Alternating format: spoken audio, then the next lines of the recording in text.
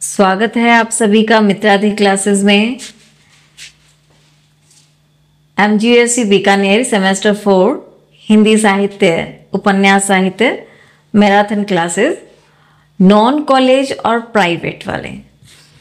देखो बच्चों, आपकी जो रेगुलर कॉलेज वाले बच्चे हैं उनके लिए हमने पार्ट 1, 2 और 3 जो पहले हमने वो डाल चुके हैं और वो क्लासेस जो हैं वो आ चुकी हैं। उसमें आप नॉन कॉलेज वाले बच्चे भी उन क्लासेस को ले सकते हैं क्योंकि उनका जो कोर्स जो है वो सेम ही है। और ये जो क्लासेस अब आपके सामने आ रही है वो नॉन कॉलेज के लिए हम एक विशेष प्रश्न उत्तर लेकर आए हैं जिन पर हम चर्चा करेंगे। चलते हैं आगे। मॉडल पेपर है आपके सामने जिसको हम देखते हैं। हिंदी साहित्य MGUSC मित्राधेय द्वारा BA सेमेस्टर 4 एग्जाम 2025। समय आपका 3 घंटे। अधिकतम अंक जो है वो 120 हैं।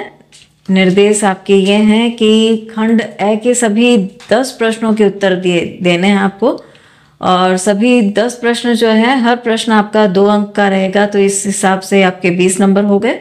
खंड ब के सभी प्रश्न जो 5 प्रश्न उत्तर आएंगे वो विकल्पीय हैं।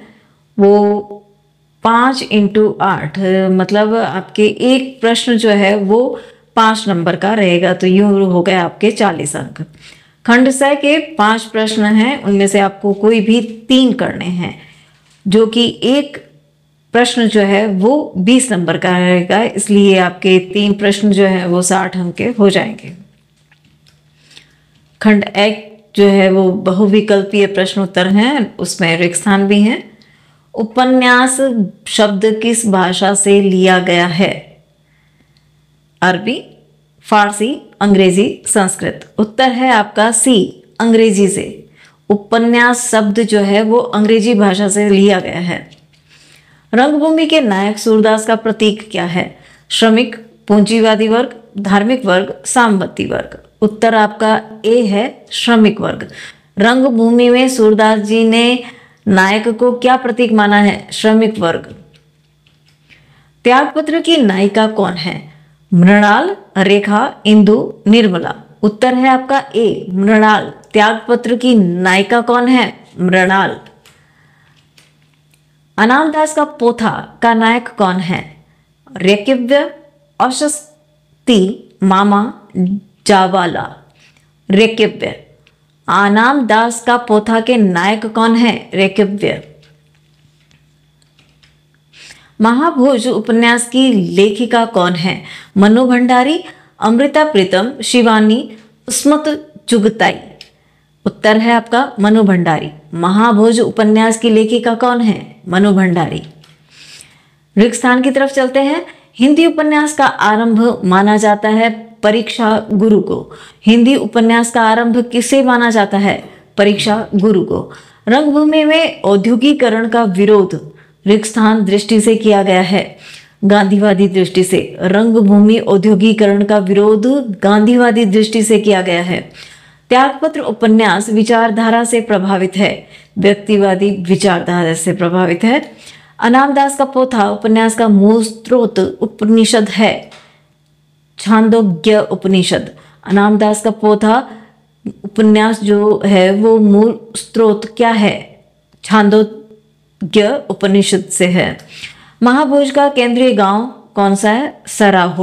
सरोहा। महाभोज का केंद्रीय गांव कौन सा है? सरोहा। खंड ब में है आपके प्रश्न। उपन्यास के तत्वों का उल्लेख कीजिए अथवा भूमि मनुष्य की माता है जो उसे त्याग देता है, वह अपनी आत्मा को त्याग देता है कि सह प्रसंग व्याख्या करनी है।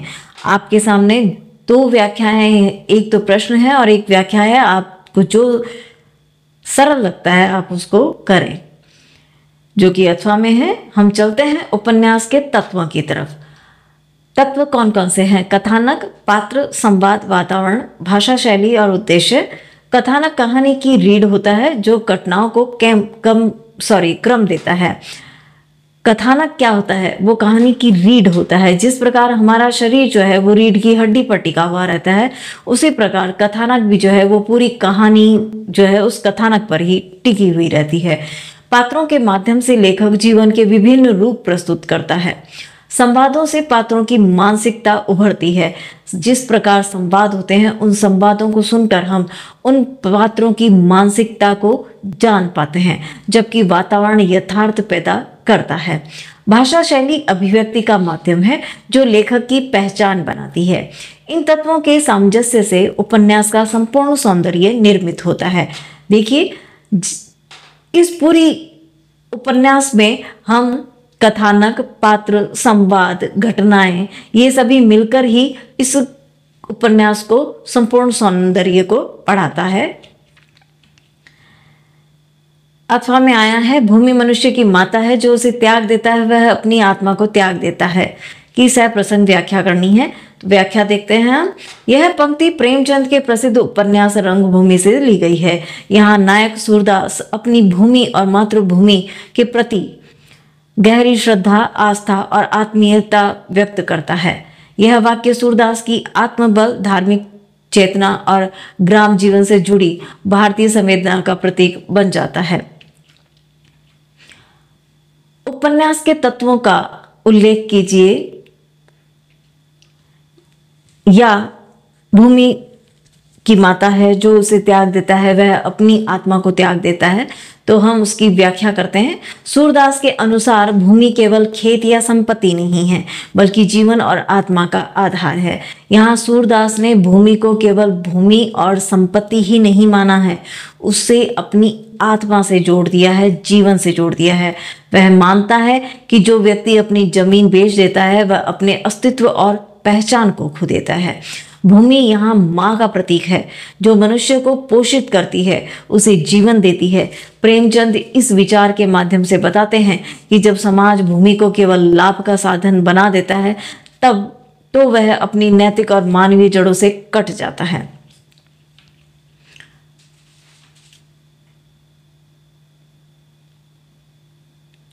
टिप्पणी करते हैं हम। यह पंक्ति रंगभूमि का नैतिक, दार्शनिक और भावनात्मक केंद्र है। प्रेमचंद ने इस एक वाक्य में पूंजीवाद बना मानवता का संघर्ष बांध दिया है। आज के युग में भी यह उतनी ही प्रासंगिक और प्रेरणादायक है, जब मनुष्य प्रकृति और अपनी मिट्टी से दूर होकर मशीनों का दास बनता जा रहा है। सूरदास का यह कथन समय, समाज और सत्य तीनों की रक्षा करने वाला शाश्वत वाक्य बन गया है, जो भारतीय जीवन दर्शन की आत्मा को प्रकट करता है। तीसरे प्रश्न की तरफ चलते हैं। रंगभूमि, औद्योगिकरण और मानवीय मूल्यों का संघर्ष स्पष्ट कीजिए। या सूरदास का चरित्र हिंदी उपन्यासों में आदर्श नायक क्यों माना गया है? पहला उत्तर देखते हैं हम। रंगभूमि में प्रेमचंद ने मशीनों के युग और मानवीय नैतिकता का टकराव दिखाया है। जनसेवक का कारखाना पूंजी और स्वार्थ का प्रतीक है, जबकि सूरदास आत्मबल और सच्चाई का प्रतीक है। औद्योगिकरण से खेती, पशुपालन और धर्म सब कुछ खतरे में आ गया है। लोगों में लोभ बढ़ा है और नैतिकता घट गई है। यही उपन्यास की मूल पीड़ा है। भूमि यहाँ सिर्फ जमीन नहीं, बल्कि आत्मसम्मान और जीविका का प्रतीक बनती है। जब यहाँ हम ये समझ जाएं कि भूमि जो है वो सूरदास ने अपने जीवन और माँ से जोड़ लिया है, तो वो कितना अपनी भूमि से प्रेम करता होगा। और आज का समय जो है वो भूमि से कटता जा रहा है और औद्योगिकीकरण की तरफ बढ़ता जा रहा है। तो हमारा जीवन जो क्या हो गया है, हमारे भौतिकता की तरफ बढ़ता जा रहा है, लोभ बढ़ता जा रहा है और नैतिकताएं क्या हो रही हैं, घट रही हैं। अगला प्रश्न है, सूरदास का चरित्र हिंदी उपन्यासों में आदर्श नायक क्यों माना है? उसका उत्तर है, सूरदास भले अंधा है, पर उसकी आत्मा सबसे उजली है। वह सत्य, आत्मबल और धर्म की राह पर चलता है, चाहे परिस्थितियां कैसी भी हों। उसका संघर्ष सिर्फ भूमि के लिए नहीं, बल्कि मानवता और न्याय के लिए है। वह गांव का प्रतीक है, जो शोषण और अन्याय के खिलाफ खड़ा होता है। सूरदास का अंत दुखद जरूर है, लेकिन उसकी आत्मा लोगों में जागृति भरती है। इसलिए प्रेमचंद ने उसे यथार्थ नायक बनाया, जो देख नहीं सकता पर सबको देखना सिखाता है। देखिए, यहाँ प्रेमचंद जी ने सूरदास जी को ऐसा नायक बनाया कि जो खुद तो नहीं देख सकता, लेकिन वो समाज की आंखें खोलने में सक्षम है। अगले प्रश्न की तरफ चलते हैं। त्यागपत्र उपन्यास में मृणाल की नारी चेतना पर टिप्पणी कीजिए। मृणाल एक ऐसी नारी है जो समाज की रूढ़ियों से टकराने की हिम्मत रखती है। वह अपने अधिकार और आत्मसम्मान के लिए खड़ी होती है। उसका विवाह और प्रेम दोनों ही उसे पीड़ा देते हैं, पर वह टूटती नहीं। वह मौन रहकर भी विद्रोह करती है। यह उसका तरीका है खुद को बचाने का। देखो, एक नारी जो है वो विद्रोह तो कर रही है, लेकिन मौन रहकर, क्योंकि वह खुद को बचाना भी चाहती है। मृणाल का चरित्र यह बताता है कि नारी सिर्फ त्याग का प्रतीक नहीं, वह चेतना और आत्मबल की आवाज है। अगला प्रश्न जो है वो है, त्यागपत्र में नैतिकता और स्वतंत्रता का द्वंद्व स्पष्ट कीजिए। उसका उत्तर है, उपन्यास का सबसे बड़ा संघर्ष है समाज की नैतिकता बनाम व्यक्ति की स्वतंत्रता। देखिए, समाज की नैतिकता बनाम व्यक्ति की स्वतंत्रता कैसी होनी चाहिए, इसमें मृणाल क्या दर्शाती हैं। मृणाल द्वारा समाज के बनाए नियमों को स्वीकार नहीं करती। वह अपनी आत्मा की सच्चाई के अनुसार जीना चाहती है। उसकी आत्मा जो स्वीकार करती है सच्चाई को, वही वह जीना चाहती है। वह मानती है कि नैतिकता डर से नहीं, सच्चाई और प्रेम से जन्म लेती है। प्रमोद उसका साथी है, पर वह उसके लिए भी अपने सिद्धांत नहीं तोड़ती। जिससे वह प्रेम करती है, उसके लिए भी वह अपने सिद्धांतों को नहीं तोड़ती है। जैनेन्द्र ने दिखाया कि असली स्वतंत्रता भीतर से आती है, बाहर से नहीं। इसलिए त्यागपत्र सिर्फ प्रेम कहानी नहीं, बल्कि आत्मसत्य की खोज भी है। देखिए, ये कहानी जो है वो सिर्फ प्रेम कहानी नहीं है, इसमें आत्मसत्य की खोज को भी दर्शाया गया है मृणाल द्वारा। अगला प्रश्न है, अनामदास का पोथा में रैक्व का दार्शनिक विकास का वर्णन कीजिए। रैक्व का चरित्र उपनिषदिक जीवन दर्शन का प्रतीक है। शुरुआत में वह ज्ञान और आत्मा की खोज में डूबा व्यक्ति है, पर जाबाला और भगवती ऋतंभरा से वह समझता है कि ज्ञान तब तक अधूरा है जब तक वह कर्म से जुड़ा न हो। देखिए, वह भगवती ऋतंभरा से वह ये समझता है कि जब तक ज्ञान अधूरा है तब तक हम कर्म से नहीं जुड़ पाते हैं। जब ज्ञान पूरा तभी होगा जब हम कर्म से जुड़ जाएंगे। जीवन के अनुभव उसे शब्दों से कर्म की ओर ले जाते हैं। वह सीखता है कि सच्ची साधना संसार से भागना नहीं, उसे समझना है। रैक्व का यह परिवर्तन ही उपन्यास की आत्मा है। ज्ञान और जीवन का संगम ही पूर्णता है। अगला प्रश्न है, जाबाला के चरित्र की प्रमुख विशेषताएं लिखिए। उत्तर है, जाबाला एक शांत, संयमी और करुणामयी स्त्री है। देखिए, मृणाल द्वारा भी हमने देखा कि उसने किस तरीके से प्रेम के साथ साथ समाज को कैसे मार्ग दिखाया, और जाबाला भी कैसी स्त्री है जो कि शांत है, संयमी और करुणामयी है। वह रैक्व के लिए प्रेरणा और संतुलन दोनों है। वह ज्ञान में नहीं, जीवन में विश्वास रखती है। उसका चरित्र भारतीय नारी की मर्यादा और विवेक का प्रतीक है। वह भावुक नहीं बल्कि स्थित प्रज्ञ और कर्मनिष्ठ है। उसकी शिक्षा यही है, ज्ञान का अर्थ है दूसरों के दुख को समझना। महाभोज उपन्यास में राजनीति का यथार्थ चित्रण कीजिए। महाभोज में मन्नू भंडारी ने आजाद भारत की राजनीति का असली चेहरा दिखाया है। सरोहा गांव में आग और बी सेसर की हत्या सिर्फ घटनाएं नहीं बल्कि सत्ता और स्वार्थ का खेल है। देखिए, इसमें घटनाओं के साथ साथ भी इस समाज की सत्ता और उसके स्वार्थ का खेल दिखाया है। दा साहब जैसे नेता कुर्सी बचाने के लिए सच को दबाते हैं, पत्रकार और अफसर भी सत्ताधारियों के साथ मिलकर जनता के धोखा देते हैं। लेखिका ने बताया कि आज की राजनीति धर्म नीति नहीं, स्वार्थ नीति बन चुकी है।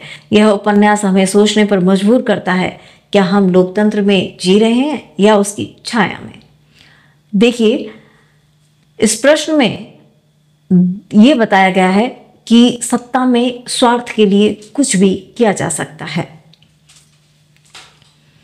अगला प्रश्न आता है आपका अथवा में, महाभोज उपन्यास के शीर्षक की सार्थकता बताइए। उत्तर है आपका, महाभोज नाम प्रतीक है उस राजनीति का जहां जनता का शोषण भोज बन गया है। भोज अर्थात भोजन, और भोजन क्या है? शोषण करना, एक तरह से समाज का शोषण करना, जनता का शोषण करना ही सत्ताधारियों का क्या हो गया? भोजन हो गया है। यह भोज दावत नहीं, सत्ता और भ्रष्टाचार की लूट का प्रतीक है। राजनीतिज्ञ जनता के दुखों पर राजनीति का भोज सजाते हैं। गिद्धों की तरह वे जनता की लाशों पर सत्ता की भूख मिटाते हैं। लेखिका ने दिखाया कि असली महाभोज जनता के खून पसीने पर होता है। इसलिए यह शीर्षक छोटा होकर भी पूरे उपन्यास की गहराइयां बयान करता है। शीर्षक भले ही छोटा है, पर पूरे उपन्यास की गहराई जो है वो उस मर्म को दर्शा रहा है। खंड 6 में है दीर्घ उत्तरीय प्रश्नोत्तर। 5 में से कोई 3 हल करने हैं। उपन्यास की परिभाषा, स्वरूप और शिल्प की विवेचना कीजिए। 8वां प्रश्न है आपका, रंगभूमि में प्रेमचंद के सामाजिक यथार्थ का विश्लेषण कीजिए। 9वां है त्यागपत्र उपन्यास को व्यक्तिवादी और मनोवैज्ञानिक दृष्टि से स्पष्ट कीजिए। 10वां प्रश्न है अनामदास का पोथा उपन्यास के कथानक और तत्व चिंतन का विश्लेषण कीजिए। महाभोज उपन्यास को समकालीन राजनीति का दस्तावेज सिद्ध कीजिए। पार्ट 1, पार्ट 2, पार्ट 3, इकाई 3, 4 व 5 आपके लिंक पिन कमेंट में है, जो कि आप वहां से देख सकते हैं। धन्यवाद।